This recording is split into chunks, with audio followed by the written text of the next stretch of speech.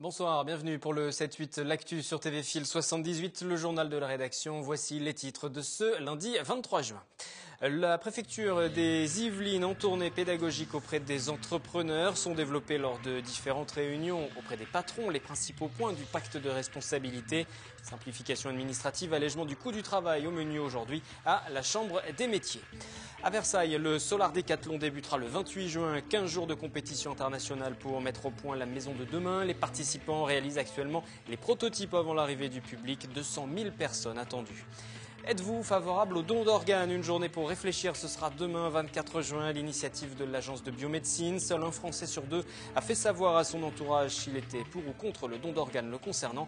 Nous en parlerons avec Pascal Thiré du centre hospitalier de Versailles. L'association Broadband 78 interpelle le président du Conseil général des Yvelines, Pierre Bédier, à travers une opération baptisée « Touche pas à ma fibre ». Elle souhaite que les dispositions prises par son prédécesseur Alain Schmitt se soient respectées. Le schéma directeur territorial d'aménagement numérique prévoit 157 millions d'euros d'argent public pour construire un réseau de télécommunications à très haut débit en fibre optique couvrant les 158 communes rurales des Yvelines d'ici 2020. Et il semblerait que ce chantier prenne du retard. L'association lance une enquête en ligne pour que les principaux concernés puissent s'exprimer. Une conférence de presse en visiophonie doit aussi se tenir le 30 juin.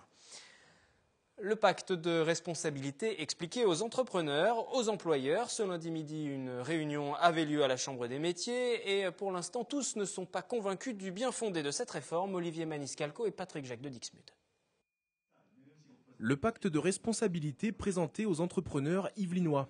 C'est lors d'une réunion ce lundi à la Chambre des métiers et de l'artisanat de Versailles que chefs d'entreprise et représentants de l'État avaient l'occasion d'échanger autour de la nouvelle réforme qui s'appliquera de la rentrée 2014 à la fin du mandat présidentiel en 2017.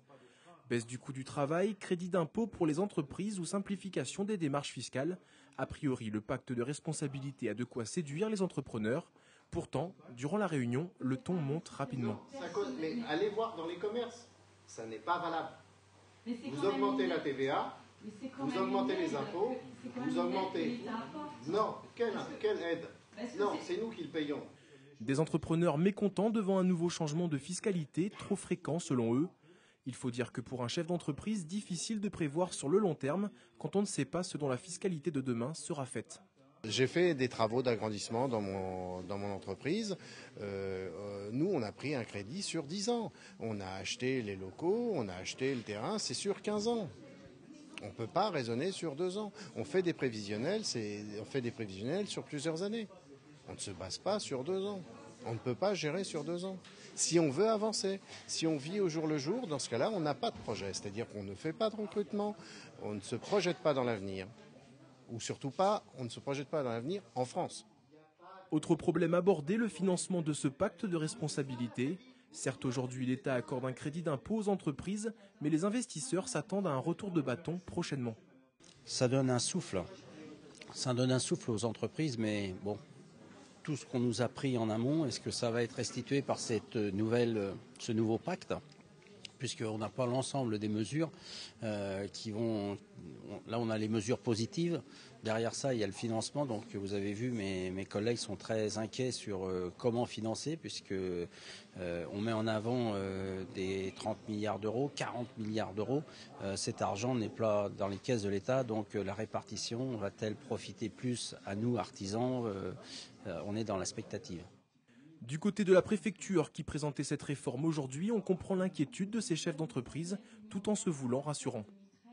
La crise est difficile, donc il est normal que ce soit circonspect. Mais si vous écoutez bien, vous verrez que tel entrepreneur, grâce au CICE, crédit d'impôt compétitivité, aura recruté un apprenti de plus, que tel autre entrepreneur sera soulagé de temps de travail pour établir ses déclarations mensuelles, que tel autre aura bénéficié d'une mesure et aura investi sur une nouvelle machine. C'est ça qui est important. Selon les prévisions du gouvernement, le pacte de responsabilité devrait, d'ici 2017, permettre la création de 190 000 emplois en France. Politique avec le déplacement demain et pour 4 jours d'une délégation de la Commission des Affaires étrangères de l'Assemblée nationale en Iran. Le député des Yvelines, le socialiste Jean-Philippe Mallet sera présent. Jean-Philippe Mallet, membre de la mission d'information sur le Proche et Moyen-Orient. Cette visite est une première pour la France depuis 4 ans. Il devrait être question de la situation politique régionale, mais aussi du nucléaire. Élection au Parti radical, sa campagne de terrain, notamment dans les Yvelines, n'aura pas suffi. Ramayad a été battu par Laurent Hénard. L'ancienne ministre de Nicolas Sarkozy n'a récolté que 39% des voix des militants face à l'actuel maire de Nancy. Mais celle qui siège au Conseil régional d'Île-de-France parle de l'illégitimité de Laurent Hénard. Elle a demandé que des vérifications approfondies soient faites en raison, dit-elle, de graves irrégularités. Le chantier du Solar Décathlon a débuté à Versailles. C'est sur le site des matelots qu'une vingtaine d'équipes représentant 16 nationalités différentes montent depuis maintenant une semaine leur prototype de maison solaire. Cette compétition internationale, on le rappelle, a lieu tous les 2 ans. Étudiants, architectes et ingénieurs n'ont que quelques jours pour terminer maintenant les travaux avant l'arrivée du public. Viendra ensuite le temps de l'examen des réalisations par un jury de professionnels. Olivier Maniscalco et Jonathan Villeman font le point. Dernier préparatif avant l'ouverture du Solar Décathlon 2014. C'est à Versailles, sur le site des matelots, que les 20 équipes représentant 16 nationalités différentes montent depuis le 16 juin leur prototype de maison solaire. Pour cette compétition internationale qui a lieu tous les 2 ans, étudiants, architectes et ingénieurs disposent de 11 jours pour parachever leurs œuvres. Alors pour que tout soit opérationnel, le jour J, les équipes travaillent jour et nuit d'arrache-pied, souvent au détriment du sommeil. Le chantier, on l'a commencé lundi dernier. C'est déjà le 5e jour, il me semble, on en a 10. On est sur un système de 3-8, donc 3 équipes. On tourne, moi je suis du matin, il y en a qui sont de la nuit, c'est un peu difficile pour la nuit parce qu'il fait moins chaud. Puis ils ont du mal à dormir. L'idée c'est de ne pas prendre de retard puisque tout est calé heure par heure. Les projets présentés en novembre 2013 à Paris sous forme de maquettes prennent donc aujourd'hui taille réelle. Le résultat est surprenant et le concept de certaines maisons révolutionnaire. Comme ici sur le projet Livlib où les architectes ont imaginé une habitation plug and play. Sous forme de capsule mobile et interchangeable, une maison individuelle ou un bureau viendrait se connecter au hub à l'instar d'une clé USB sur un ordinateur. Le hub, ici en forme de cube de béton, fournirait alors chauffage, téléphonie ou ventilation à l'habitat lors de sa connexion. On a de moins en moins de place, les personnes changent de plus en plus de fonctions, se mutent d'une ville à une autre et les habitations peuvent finalement avoir plusieurs rôles. Un jour ça peut être un bureau, une autre jour ça peut être une habitation. Finalement tous les logements actuellement à Paris qui sont utilisés pour du bureau et qui restent vides pourraient être utilisés si ils sont construits selon ce principe. Si le projet parisien Livlib s'annonce comme un candidat sérieux à la victoire pour ce Solar 2014, d'autres projets devraient surprendre les 250 000 visiteurs attendus dès le 27 juin, jour de l'inauguration officielle. Afin d'encourager le don d'organes, une journée nationale de sensibilisation va se dérouler demain, mardi 24 juin. En France, 50% de la population n'a pas informé ses proches de ses volontés en la matière. Nous allons en parler dans un instant avec la coordinatrice au don d'organes du centre hospitalier de Versailles. Mais voici déjà un extrait du spot réalisé par l'agence de biomédecine à l'occasion de cette campagne cette année. Je suis avec vous ce soir car j'ai une chose à vous dire. Une chose toute simple, mais une chose importante. Je voudrais vous demander de dire à vos proches si vous souhaitez ou non donner vos organes. Et je voudrais vous demander de leur dire maintenant. Maintenant, c'est le bon moment parce qu'une carte de donneur, ça ne suffit pas. Parce que trop de familles ne connaissent pas le choix de leurs proches. Je t'appelle pour une chose très importante. Je t'appelais juste pour te dire, je suis OK pour donner mes organes. Non, mais c'est pas pour déconner, c'est pas... Non. Et si jamais il m'arrive quelque chose... Je veux que tu saches que je suis d'accord. Comment ça, à qui? Non, chérie, les cheveux, c'est pas un organe. Oui, tous. N'importe lequel. Mais non, mais me passe pas maman. Je te le dis à toi et tu lui diras, voilà, simplement parce que... Mais les gens se servent, c'est une sorte de buffet de moi-même, tu vois. Non, si je suis morte, je pourrais pas répondre, chérie. Oui, même celui-là, maman. Pour que tu le dises si jamais il m'arrive un truc, c'est tout. La mort empêche la téléphonie. Non, celui-là, non, je le garde. Don d'organes, il suffit de le dire maintenant. C'est un sujet très sérieux que nous allons aborder à présent. Bonsoir Pascal Thierry, vous êtes infirmière coordinatrice au don d'organes au centre hospitalier de Versailles. Bonsoir. Bienvenue sur ce plateau. On a vu des images de ce clip, les artistes qui se sont mobilisés pour cette cause et on va évoquer tout de suite ce paradoxe. 85% des Français qui se disent favorables au don d'organes, mais 50% de la population qui n'a pas encore déclaré son choix. Comment ça s'explique? C'est un tabou peut-être encore aujourd'hui de parler de la mort et du don d'organes? Je pense il reste encore un gros tabou à ce niveau-là.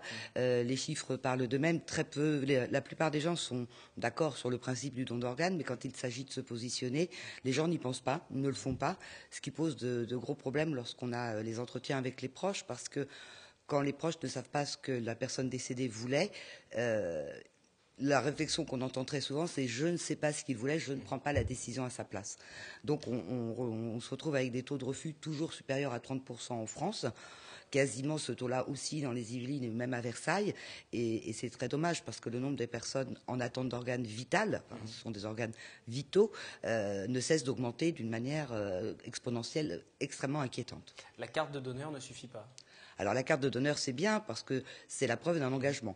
Ce n'est pas un document officiel, mais pour nous, coordinateurs, face à des proches, ça peut être un point d'ancrage qui nous permet effectivement d'aborder plus facilement le sujet. À côté de ça, il est clair que quelqu'un qui prend sa carte va systématiquement en parler à sa famille. Comme on le dit dans le reportage, on ne prend pas sa carte comme ça en catimini. Le plus souvent, on le dit à ses proches. Et c'est vrai que ne pas se positionner de son vivant, c'est reporter sur les proches dans un état de grande détresse. Oui, parce qu'il faut réagir très vite en plus. Il faut qu'on aille vous allez très tout de vite. suite voir la famille à l'annonce du décès pour leur Voilà, il faut qu'on aille très vite. Donc c'est reporter cette décision sur des gens qui parfois ne sont plus en état de décider, ne sont pas en état de décider. C'est trop dur. Quels sont les besoins aujourd'hui justement en matière de greffe et donc de dons? Il y a des personnes qui décèdent aujourd'hui parce qu'il n'y a pas de greffe possible, parce que vous attendez ces organes vitaux? Malheureusement oui, On déplore des décès tous les ans, au-delà des 500 personnes, faute d'organes disponibles. On déplore aussi, et ça les chiffres ne le traduisent pas très bien, le nombre de personnes qui sont retirées de liste d'attente parce qu'ils attendent une greffe et ils s'aggravent, leur état général s'aggrave et il arrive un moment où ils ne sont plus greffables. Donc ils sont retirés de la liste d'attente, alors que s'ils avaient été greffés plus tôt, ça aurait pu être extrêmement bénéfique. On va continuer à évoquer le don d'organes. Après cette question du jour, c'est notre micro-trottoir aujourd'hui. Que savez-vous du don d'organes? Vos réponses. Je crois qu'il faut s'enregistrer, mais je crois surtout qu'il faut faire connaître sa décision à ses proches. Si on peut aider quand même les enfants qui en ont besoin, oui, pourquoi pas. On peut choisir de le faire. Normalement, on ne peut pas vous prendre des organes si vous n'avez pas dit que vous vouliez bien. Parce que c'est une œuvre humanitaire. Toute personne peut-être se sent consentant peut-être de le faire, peut le faire, il n'y a pas de souci. Si ma fille ou si un cousin ou si ma femme, si n'importe de la famille proche, il a besoin de ça, si je le vois qu'il souffre, il vaut mieux que je le sauve. C'est pas mal parce que des fois, parce que moi j'ai un ami qui était décédé et avant de mourir, il a dit qu'on donne ses organes. Ça devrait paraître naturel, je pense. Oui. Ça devrait paraître naturel, mais ça ne l'est pas encore. On l'a vu tout à l'heure, ça reste malgré tout un tabou. Il y a des réels besoins, d'où cette journée de mobilisation demain à travers la France. Il y a notamment une opération qui est organisée sur le centre hospitalier de Versailles. On va y venir. Mais juste, vous venez souvent sur ce plateau. On réexplique régulièrement comment ça fonctionne, mais comment se passe le don d'organes, justement, pour rassurer aussi peut-être les gens une fois qu'ils sont décédés. Comment ça se passe? Vous intervenez, vous prélevez. Qui récupère ces organes? Comment ça marche? Alors, c'est des procédures qui sont extrêmement claires au niveau déjà de la législation. Voilà. Les lois de bioéthique sont des lois extrêmement importantes, suivies évidemment à la lettre. À partir du moment où une personne est en état de mort cérébrale, constatée, certifiée par des examens extrêmement pointus et qui sont tout à fait conformes au texte de loi, les coordinateurs interviennent pour faire des entretiens avec les proches, savoir ce que la personne en pensait. Alors, il y a toujours deux solutions. Où la personne en avait parlé, c'est très clair, que ce soit oui ou non, la décision avait été prise avant. Mais comme je le disais tout à l'heure, la plupart des gens n'en ont pas parlé. Et là, nous avons des entretiens qui sont parfois très courts, c'est non, sans ouverture possible pour discuter. Et puis, quelquefois, effectivement, au regard de la vie que menait la personne, de sa générosité, de son ouverture aux autres, les proches sont amenés à dire oui. Mais c'est toujours très difficile. Après, la prise en charge continue, toujours en relation avec l'agence de biomédecine qui, elle, connaît les receveurs et qui va, elle, décider qui va recevoir les organes. Et puis après, au bout d'un certain temps, après avoir fait beaucoup d'examens sanguins, des radios, des échographies, etc., les organes vont être attribués et on va aller au bloc opératoire. Ce qui est important de retenir, c'est que c'est une intervention chirurgicale comme les autres, comme si la personne était vivante, avec un respect extrêmement important du défunt. 40 000 personnes vivent grâce à un don d'organes actuellement, si je ne me trompe pas dans les chiffres. Oui. Comment se passe le quotidien pour eux? Le quotidien se passe le plus souvent bien. Il y a toujours des problèmes de rejet. Il est évident que ces personnes vont prendre des comprimés contre le rejet toute leur vie, mais il y avait une image assez symbolique à une époque, un jeune homme qui avait effectivement dans une main les comprimés qu'il devait prendre, et puis de l'autre côté les médailles qu'il avait réussi, je crois que c'était au tennis de table, à gagner dans le sport qu'il pratiquait avant. Après, ce sont des gens qui vivent, qui doivent prendre plus de précautions que les autres parce qu'ils sont un petit peu plus sensibles, mais la vie reprend son cours normalement. Centre hospitalier de Versailles, demain, opération de sensibilisation dans le cadre de cette campagne nationale. Communiquez votre désir de donner ou non, mais exprimez-vous sur cette question, c'est le but. On va revoir l'affiche pour le centre hospitalier de Versailles, juste pour une parenthèse, car cette affiche a été réalisée par des enfants, c'est un dessin d'enfants. Alors oui, là c'était un énorme challenge. On a pensé, on a sollicité les services de pédiatrie. Déjà, on a discuté un petit peu avec les membres de l'équipe qui, dès le début, nous ont dit « Ouh là là, voilà, ça va peut-être pas être simple ». Et finalement, on s'est rendu compte que pour les enfants, c'était tout à fait naturel. On a mis aussi dans la boucle les parents. Donc les enfants on a sélectionné, il y avait beaucoup de dessins, on a sélectionné celui-ci avec l'arc-en-ciel qui nous a semblé quand même le plus représentatif.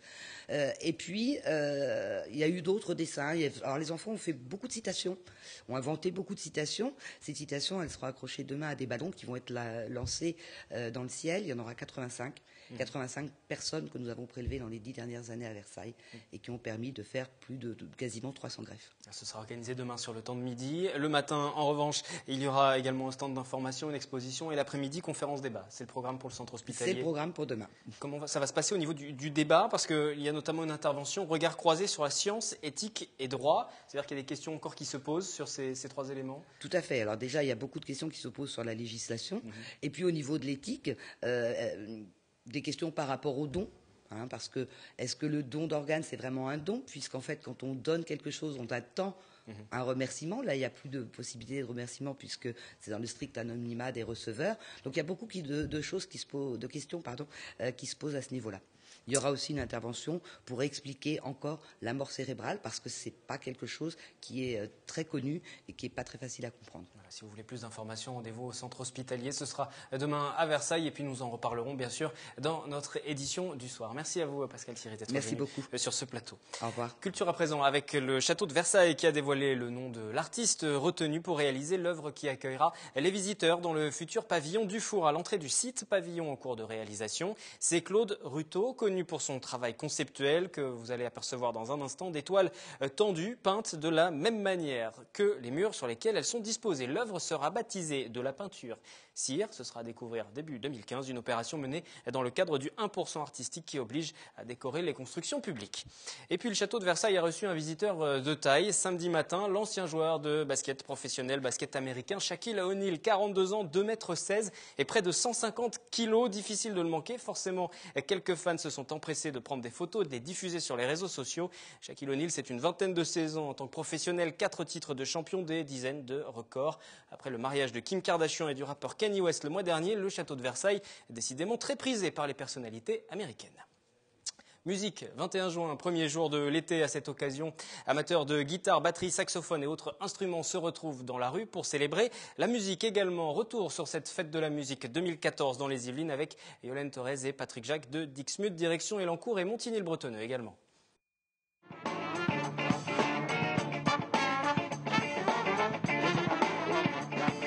Et non, cette année, l'arrivée de l'été n'est pas la seule chose à fêter en ce 21 juin, c'est aussi la fête de la musique. À Elancourt, les habitants se sont retrouvés quartier des 7 Mars. Au programme du rock, du hip-hop ou encore du funk, tout cela réuni en un avec le groupe Joke.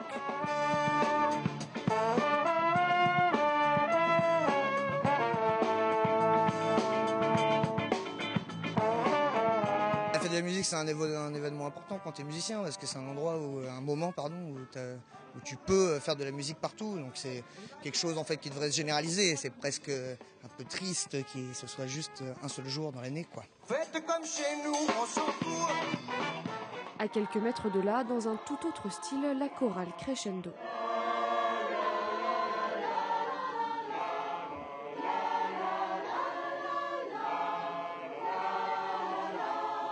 C'est très sympa, ça anime la ville, il y a plein de choses diversifiées, on s'amuse bien, il fait beau, donc c'est génial. direction Montigny-le-Bretonneux. Ici aussi, la fête de la musique bat son plein. Dans le cadre du partenariat de la ville, des danseuses irlandaises ont même fait le voyage pour l'occasion.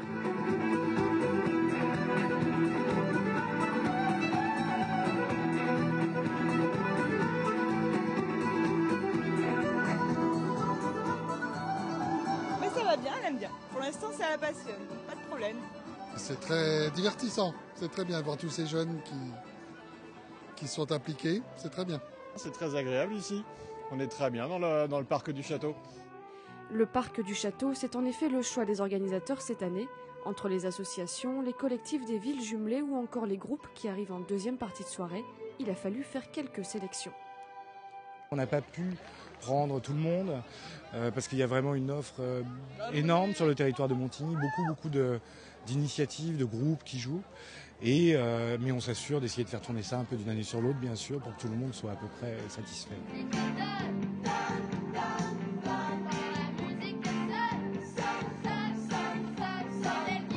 C'est extraordinaire parce qu'on a plusieurs sortes de musique. En fait, il y a plusieurs origines qui sont mêlées. Donc voilà. Un peu plus tard dans la soirée, le conservatoire de musique de la ville proposait son medley des années 70. Un peu stressé juste avant de monter sur scène, mais on va se le faire peace and love.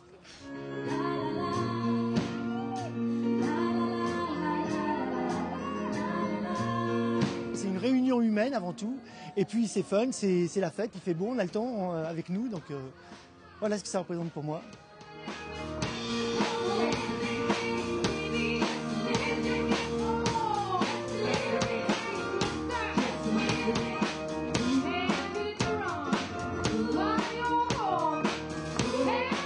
Plus d'une centaine de personnes étaient mobilisées pour cette fête de la musique à Montigny-le-Bretonneux, un travail entamé depuis la fin de l'année dernière. À voir les sourires et les applaudissements, la mission semble accomplie. C'est le jour de la fête de la musique qui a été choisi par l'association Artisans du Monde et la boutique de Trappes pour organiser une braderie sur les étals. Les clients pouvaient voyager à travers les productions présentées, comme de la vaisselle du Cameroun, des objets d'Indonésie, encore du Vietnam, des objets certes bradés. Cela ne change rien au prix qui a été payé à l'artisan. C'est le principe du commerce équitable. On écoute Annick Thomas, elle est bénévole, présidente de l'association à Saint-Quentin en Yvelines. Les producteurs de là-bas ont été payés pour 50% à la commande. C'est-à-dire que là, voilà, ils ont déjà touché 50% de ce qui arrivera en novembre. Et les 50% restants, c'est payé quand ça arrive en France, c'est-à-dire en octobre à peu près. Puis après, c'est dédouané et c'est réparti sur l'ensemble des boutiques artisans du monde. Non, pour eux, le prix est fixe dès le départ. Tous les objets sont du commerce équitable. C'est-à-dire que les organisations de producteurs, on fixe le prix ensemble. Voilà, le producteur dit ça, voilà, pour que je vive correctement de mon travail, c'est tant, et on achète ce prix-là. Et puis après, on essaie de vendre le prix qui va avec, voilà. Sport, ce week-end, le site de la Boulie à Versailles accueillait la 30e édition du Challenge Viala. C'est une compétition nationale jeune de hockey sur gazon, une discipline où les clubs yvelinois font partie des meilleurs, même si le sport peine à décoller dans l'opinion publique. Anthony Reich. Prenez 2 équipes de 6 à 11 joueurs armés d'une crosse, un terrain de plus de 90 mètres de long et une balle. Et vous avez un match de hockey sur gazon mélangeant gestes de tennis, de football et de golf. Et qu'est-ce qui te plaît dans ce sport? L'équipe et on passe tout le temps la balle, chacun. C'est beau à voir aussi, du coup j'aime bien regarder les matchs, tous les matchs de l'équipe première. Si les Yvelines comptent 2 des meilleurs clubs français avec le Racing et le champion de France Saint-Germain-en-Laye, la discipline pourtant olympique reste encore méconnue avec environ 17 000 pratiquants en France. Au Racing, on souhaite donc se tourner vers les écoles pour recruter et avec un argument de poids. On a besoin de dextérité, on a un outil dans les mains qui est une crosse et pareil, on a besoin de beaucoup de motricité entre la crosse dans les mains, courir avec cet ustensile, mais tout en regardant un peu ses coéquipiers pour faire des bonnes passes. Donc pour les enfants, c'est plutôt un très beau sport. Pour passer un cap, un club comme le Racing tente d'attirer d'importants sponsors, mais face à des disciplines populaires comme le football, le combat s'annonce très compliqué.